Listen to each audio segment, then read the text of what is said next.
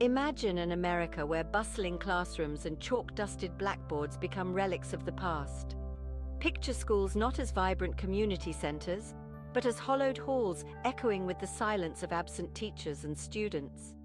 This is not a dystopian fiction, it's a potential reality as the US education system faces a crisis that might end traditional schooling as we know it.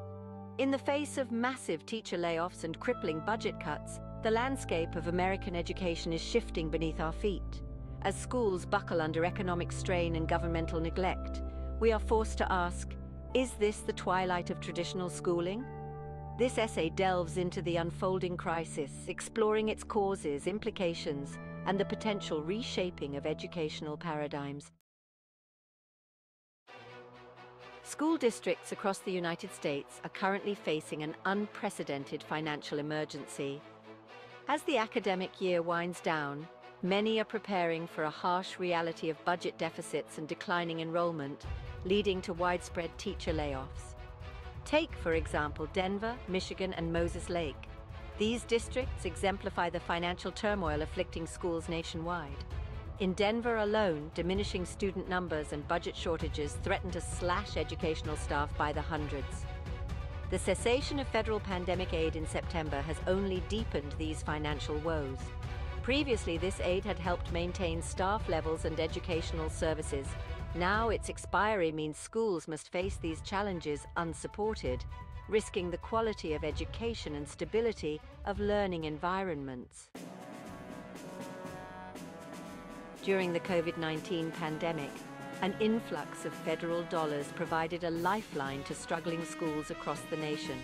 This funding, totaling approximately $190 billion, was pivotal in addressing immediate needs like health safety measures and upgrading facilities to ensure a safe return to classrooms. However, this funding was not merely a stopgap measure. It also facilitated additional hiring to combat learning loss, extended instructional time, and even supported childcare services essential for working parents. This influx of resources represented an unprecedented increase in federal support for schools, nearly 6 times their usual allocation. Yet, as this pandemic-era funding dries up, schools are left grappling with the repercussions of a sudden financial shortfall. This funding cliff poses a significant threat, especially to high-poverty schools that had become reliant on these additional resources to meet their students' needs.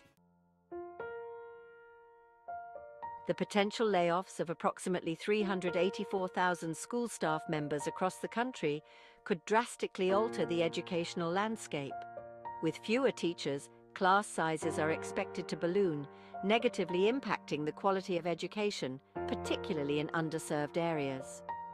In low-income districts, where resources are already scarce, the reduction in staff could be devastating. These areas typically benefit from smaller class sizes that help manage more complex classroom dynamics and provide necessary support to students who may be struggling.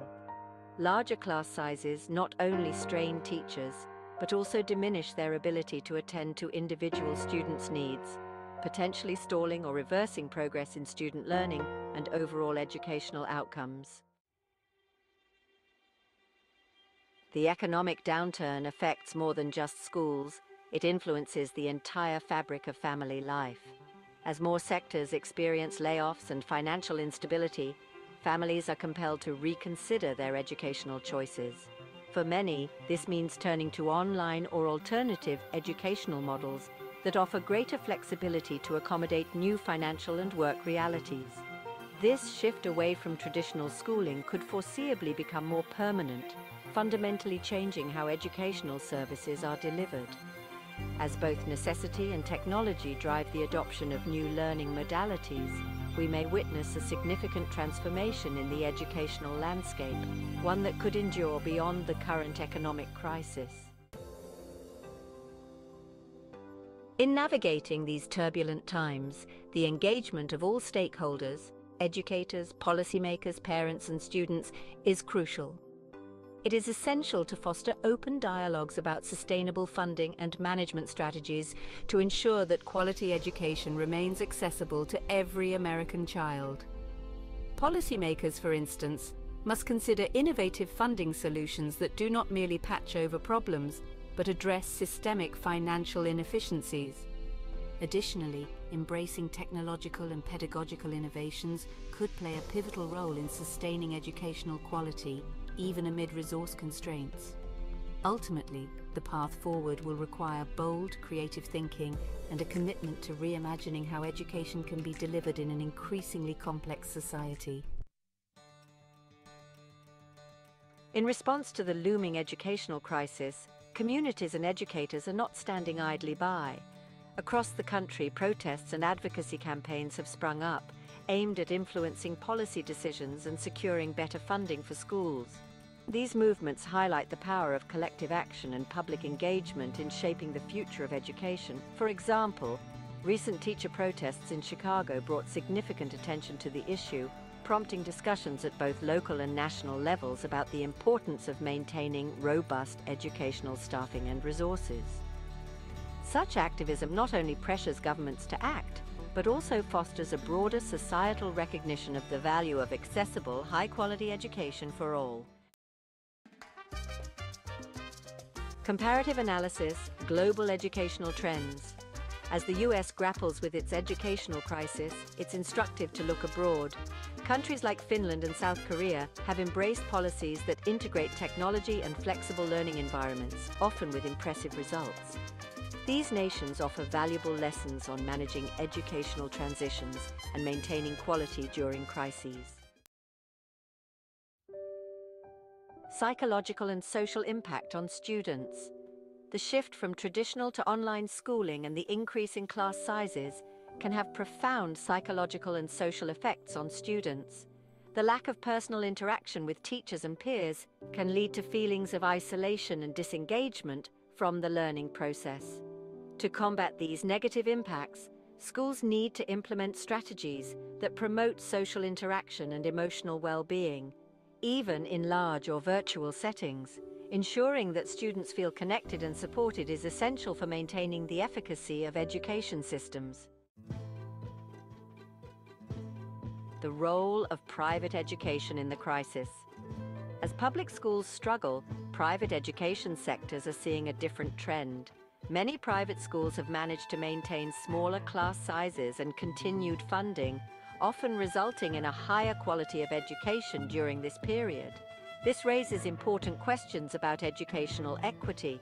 As the divide between public and private education grows, ensuring fair access to quality education for all students, regardless of their economic background, becomes a pressing concern. Conclusion: reimagining education for a new era.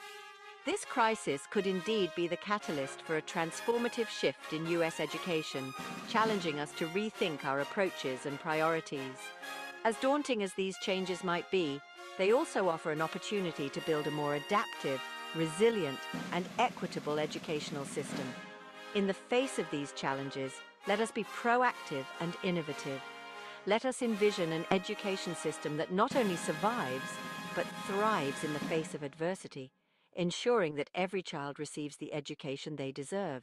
This is not just a crisis, it's an opportunity to reinvent the future of education in America.